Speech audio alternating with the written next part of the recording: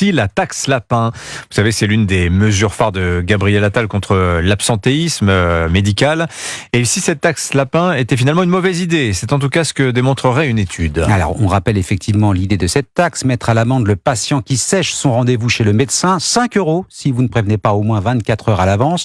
Le gouvernement espère ainsi libérer des créneaux occupés. Oui, mais parce qu'il y a un mais, Barthélémy Philippe, l'expérience menée en Israël prouve que c'est exactement l'inverse qui pourrait se produire. Oui, pour en finir avec les retards des parents, une crèche a mis en place une amende équivalente à la taxe lapin.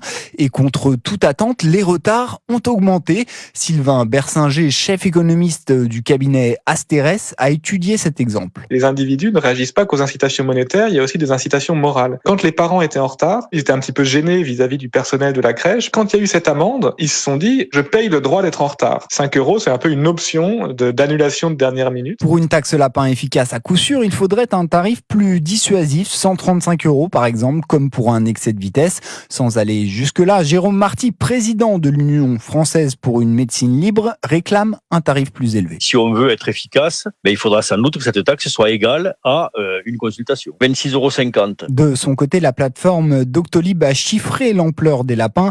Ils représentent 3 à 6 rendez-vous sur 100 en fonction des spécialités. Barthélémy Philippe du service économie d'Europe 1.